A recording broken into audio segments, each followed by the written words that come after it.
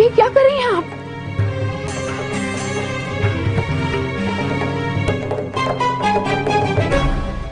अपनी तलवार को आखिरी नमस्कार कर रही हूं। अब ये तलवार ही ईश्वर बनकर मेरे जीवन का उद्धार करेगी।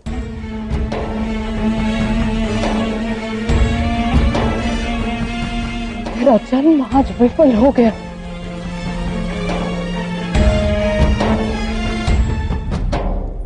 नहीं जीजी, आप ऐसा मत कहिए।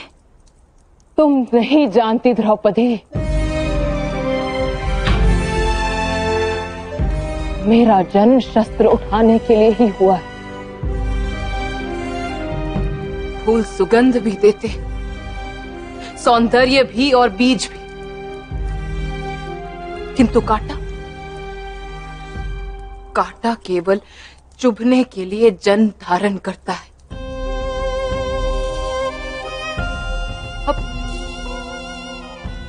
अब मैं क्या करूं द्रौपदी? जो रण में सफल नहीं होते वो क्या जीवन में भी सफल नहीं होते जीजी? मैं नहीं हो सकती। अंगार की आग निकल जाए तो वो कोयला बन जाता है, काला और क्रूर। उसे स्पर्श करने वाले को मैला कर देता है।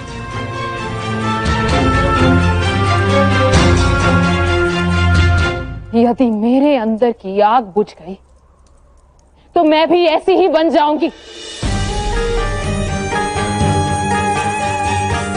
जिस प्रकार नाग अपने मुंह में विष लेकर जन्मता है, उसी तरह मैं क्रोध और प्रतिशोध लेकर जन्मी हूं। मेरे पूर्व जन्म का बंधन है वो द्रौपदी।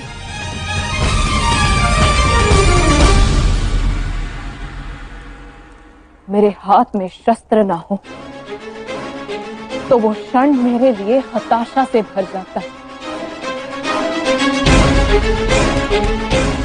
पांचाल का सेनापति होना मेरे जीवन का आधार है, किंतु पिताश्री ने आज मेरे आधार को ही छीन लिया।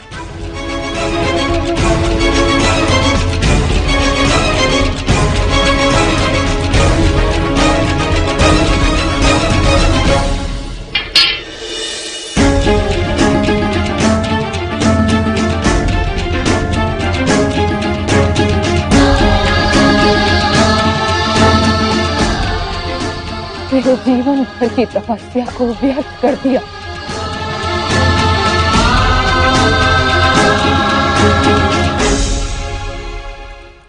ऐसा हो ही नहीं सकता जीजी।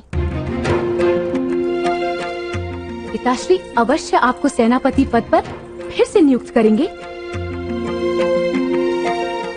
मैं उनसे बात करूंगी।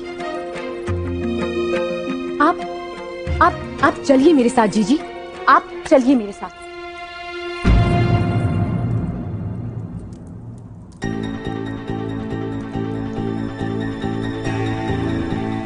पिताश्री तुम्हारी बात कभी नहीं मानेंगे द्रौपदी।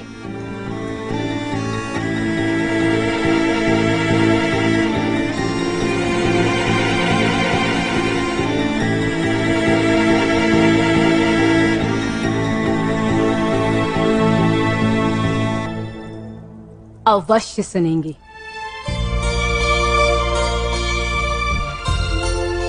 मैं यज्ञ की अग्नि से जन्मी हूं, देवताओं का प्रसाद हूं, ऐसा स्वयं पिताश्री ने कहा था ना। मेरी बात वो अवश्य मानेंगे। आप चलिए मेरे साथ जीजी, चलिए जीजी।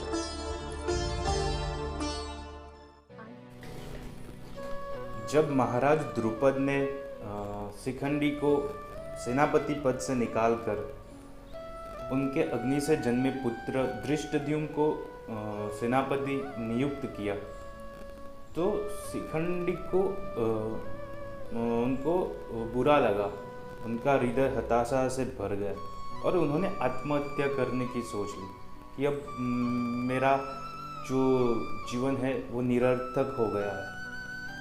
मेरे जीवन का जो उद्देश्य था, जिसके लिए मैंने जन्म लिया था, वो मुझे विफल होता प्रतीत हो रहा है।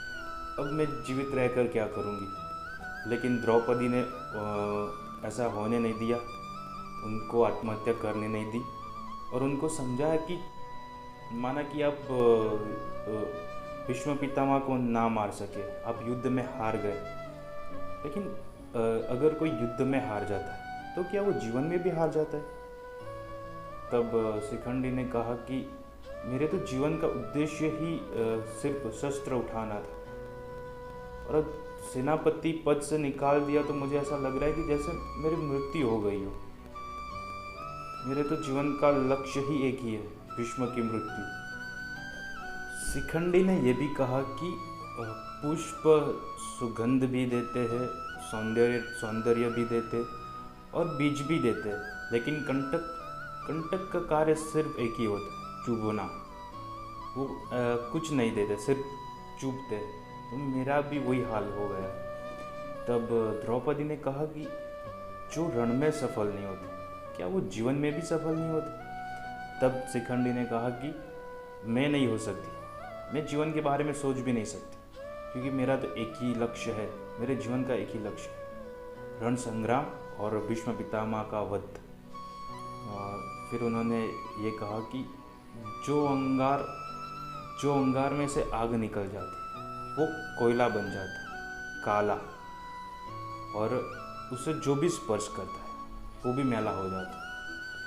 तो अगर मेरे अंदर से भी वो आग निकल गई, प्रतिशोध की आग निकल गई, तो मैं भी वैसे ही बन जाऊंगी। मेरे जीवन का जो उद्देश्य है वही खत्म हो जाएगा, मैं मर जाऊंगी। शिखंडी ने यह भी कहा कि जिस प्रकार नाग विष लेके जन्म लेता है, उसी प्रकार मैं भी प्रतिशोध और क्रोध लेकर जन्मी हूँ। मेरे जीवन का उद्देश्य सिर्फ एक ही है, प्रतिशोध, भीष्म पितामह का वध। हम सबको पता है कि कुमारी अम्बा जो थी, उन्होंने फिर से जन्म लिया शिखंडी के रूप में, भीष्म पितामह की मृत्यु का कारण बनके। उन्होंने कहा कि क्रोध और प्रतिशोध मेरे पूर्व जन्म का बंधन है। उस जन्म में मैं भीष्म को मारना चाहती थी, प्रतिशोध लेना चाहती थी, लेकिन नहीं ले पाई, इसीलिए मैंने फिर से जन्म लिया है। और इस जन्म में भी मैं वो कार्य नहीं कर पाई, प्रतिशोध नहीं ले पाई, तो मुझे मेरा जन्म निरर्थक लग रहा है, मेरा जन्म विफल हुआ, ऐसा मुझे लग रहा है। वही यही बात वो कहना चाहती है। जय श्री राम, जय श्री कृष्ण।